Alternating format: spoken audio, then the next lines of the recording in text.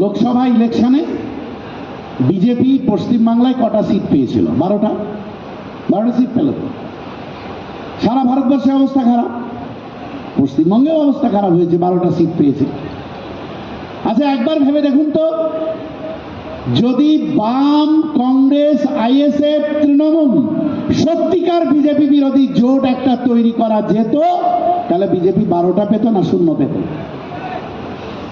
একটাও সিট পেত না বিজেপি। মমতা ব্যানার্জি ইন্ডিয়া জোটের মেম্বার, তৃণমূল কংগ্রেস ইন্ডিয়া জোটে আছে, সারা ভারতবর্ষে সিপিএম, টিএমসি, কংগ্রেস জোট হলো, আর পশ্চিমবাংলায় এসে মমতা ব্যানার্জি বলল না না এখানে জোট করা যাবে না, কারণ মোহন ভাগবতের দুর্গা, আরএসএস এর দুর্গা বলল এখানে জোট করলে তো বিজেপি শূন্য হয়ে যাবে। তাই বিজেপিকে তো শূন্য করা যাবে না, সেই জন্য। সুতরাং 12টা সিট তাকে উপহার দেওয়া হলো। আমি কালকে ঘুমাতে, আমার প্রোগ্রাম মানে ঘুমাতে না, সোয়াই শেতপুরে আমার কর্মসূচি ছিল। তা সোয়াই শেতপুর থেকে ছেলেরা বলল স্যার বিড়া স্টেশন কাছে হবে, হ্যাঁ চলো বিড়া স্টেশনে ছেড়ে দাও। তাহলে ওই গুমার ওপর দিয়ে গিয়ে নাকি বিড়া আছে, ওই বিড়া স্টেশনে ছেড়ে গেল।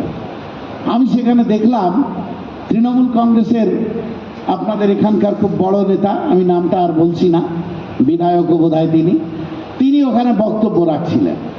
তিনি বক্তব্য রাখতে গিয়ে বলছেন আসুন আমরা সবাই মিলে চেষ্টা করি বিজেপিকে 50-এর মধ্যে বেঁধে রাখতে। কেন ভাই 0 বলছো না কেন? বিজেপিকে 0-তে নামাবে না, বিজেপিকে পুরো শেষ করবে না, 50-এর মধ্যে বেঁধে রাখি। কে বলছে? আপনাদের জানি না, আমার মনে হলো বিধায়ক, যাই হোক আপনাদের এখানকার বড় নেতা একজন, উনি বলছেন যে বিজেপিকে 50-এর মধ্যে বেঁধে রাখি। এবং আমি দাঁড়িয়ে শুনছিলাম, ট্রেন আসতে দেরি হচ্ছে, দাঁড়িয়ে শুনছিলাম, বলছে ভোট ভাগ করতে দেবেন না, নাম না করেই বলছে যে একটা দল আছে তারা ভোট ভাগ করতে এসছে, মাইনরিটি ভোট ভাগ হয়ে যাবে আর বিজেপি জিতে যাবে। কাল থেকে আমি যে অঙ্কটা শিখিয়ে দিচ্ছি, এই অঙ্কটা কাল থেকে না আজ থেকে গিয়ে পাড়ায় আলোচনা করবেন, দেখবেন সবাই শুধরে যাবে। অঙ্কটা শিখে নিন, সহজ অঙ্ক। আমি আর্টস পড়েছি ভাই, কিন্তু অঙ্কে দুর্বল ছিলাম না। বাবার অর্থনৈতিক অবস্থা তত সব ভালো ছিল না বলে সায়েন্স পড়িনি, কারণ সায়েন্স পড়তে গেলে টাকা লাগে, অনেক টাকা লাগে। তো যাই হোক, আর তাছাড়া আমরা যখন পড়াশোনা করেছি না, গাইড দেওয়ার মতো কেউ ছিল না, যে বলবে এইভাবে চলো ওইভাবে চলো, গাইড দেওয়ারও কেউ ছিল না। তাই অঙ্কে দুর্বল ছিলাম না। আমি এটা অঙ্ক বলে দিচ্ছি, বলে না সংখ্যালঘু ভোট ভাগ হয়ে গেলে, তাই তো বলে নাকি, সংখ্যালঘু ভোট ভাগ হয়ে গেলে, মুসলমান ভোট ভাগ হয়ে গেলে বিজেপির সুবিধা হয়ে যাবে, এই কথা বলে না? আমি অঙ্কটা শিখিয়ে দিচ্ছি, মন দিয়ে শুনুন, আর এই অঙ্কটা আলোচনা করবেন পাড়ায় গিয়ে। যারা এই কথা বলে তার সঙ্গে নিজেদের মধ্যে আলোচনা করে লাভ নেই, ঠিক আছে? আচ্ছা, ভারতবর্ষে বিজেপি এই মুহূর্তে কত পার্সেন্ট ভোট পেয়ে ক্ষমতায় আছে আপনারা জানেন? ভারতবর্ষে বিজেপি কত পার্সেন্ট ভোট পেয়ে ক্ষমতায় আছে? অনেকটা সময় নিয়ে নিচ্ছি আপনাদের থেকে। জানেন আপনারা কেউ? 31 থেকে 32%-এর মাঝামাঝি অফিসিয়াল। গোটা ভারতবর্ষে যা ভোট পড়েছে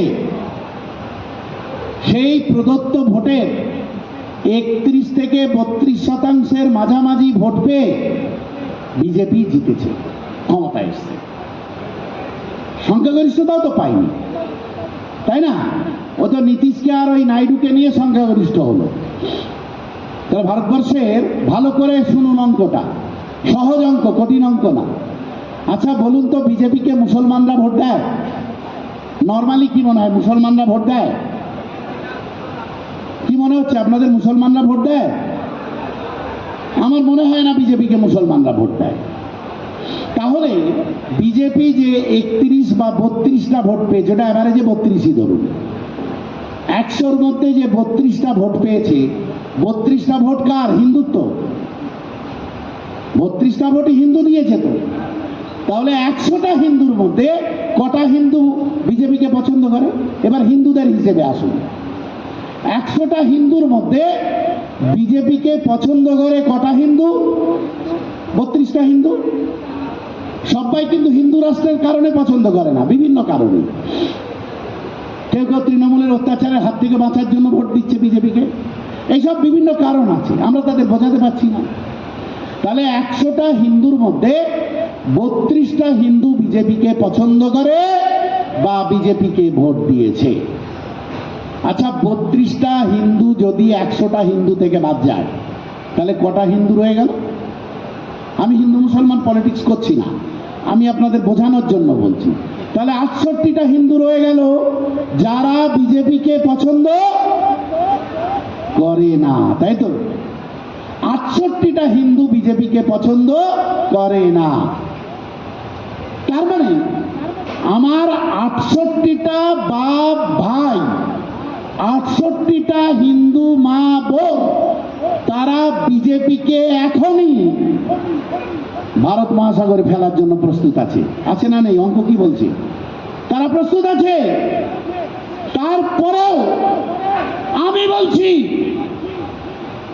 আপনিও বলবেন এবার। আচ্ছা, গোটা ভারতবর্ষের প্রেক্ষাপটে মুসলিম ভোট কত এটা আপনাদের জানা আছে? গোটা ভারতবর্ষে, আমরা তো ভারতবর্ষের হিসাব করছি, ওটাই আবার রাজ্যে এফেক্ট হবে। গোটা ভারতবর্ষে মুসলমান বসবাস করে সরকারি হিসাবে 20 থেকে 22%। পশ্চিমবঙ্গে একটু বেশি, 20 থেকে 22%।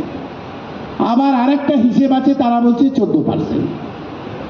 আচ্ছা, যদি 20 ধরেন বা 14 ধরেন, আচ্ছা বলেন তো, 20 বা 14 কিংবা 20 দিয়ে কি 32কে হারানো যায়, না 68 দিয়ে 32কে হারানো যায়?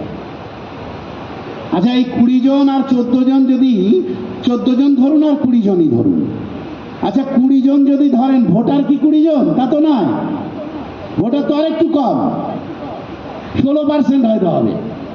আচ্ছা বলুন তো, এই 16 জন মিলে 16% মুসলিম ভোট, তারা ঐক্যবদ্ধ হয়ে গেল, বিজেপিকে হারাতে পারবে না 68 জন মিলে বিজেপিকে হারাতে পারবে?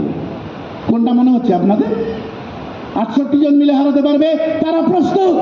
কিন্তু তুমি কংগ্রেস, তুমি সিপিএম, তুমি তৃণমূল কংগ্রেস, তুমি সমাজবাদী পার্টি, তোমরা এই 68টা আমার হিন্দু মা ভাই বাপ বোন, তারা ঐক্যবদ্ধ হয়ে বিজেপিকে ভারত সাগরে ফেলতে চাইছে, কিন্তু তোমরা ভাগ করে ফেলতে দিচ্ছ না।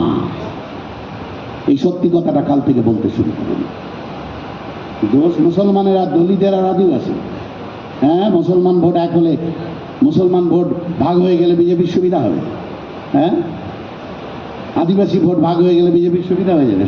সব বানানো গল্প। হ্যাঁ, বানানো গল্পটা বন্ধ হোক, সত্যি গল্পটা প্রচার হোক, যে বিজেপির বিরুদ্ধে থাকা 68টা হিন্দুর ভোট তোমরা সবাই মিলে ভাগ করে দিচ্ছ। এসো, সত্যি যদি বিজেপি বিরোধী হতে চাও, ওই 68টা হিন্দু বাবাই বাপ বোন তারা ঐক্যবদ্ধ হয়েছে, আর আমরা ওই 14 জন ঐক্যবদ্ধ হয়ে ওকে গঙ্গার বঙ্গোপসাগরে ফেলে দিয়ে আসি। এই শপথ আমাদের নিতে হবে। আর তাই আমাদের রাজনীতির যে পরিভাষা, সেই পরিভাষা সবার পছন্দ হবে, সবার পছন্দ হবে না। তাই এই পরিভাষাতে এগিয়ে যেতে চাই বলেই আজকের এই সম্মেলন। এই পরিভাষা অনুযায়ী পরিকাঠামো তৈরি করতে চাই বলেই আজকের এই সম্মেলন। এই পরিভাষা, এই পরিকাঠামো অনুযায়ী রাজনৈতিক দলটাকে আমরা এগিয়ে নিয়ে যেতে চাই বলে আজকের এই সম্মেলন। আমি বক্তব্য শেষ করছি আপনাদের সম্মেলনের শুভ সূচনা ঘোষণা করে, আপনাদের সম্মেলনের শুভ উদ্বোধন ঘোষণা করে আমি আমার কথা শেষ করলাম। ইনকলাব জিন্দাবাদ, পার্টি চেয়ারম্যান প্রিয় ভাইজান নওশাদ সিদ্দিকী জিন্দাবাদ, বড় ভাইজান জিন্দাবাদ, আর অশোকনগর বিধানসভা কর্মী সম্মেলন জিন্দাবাদ। বিপ্লব দীর্ঘজীবী হোক।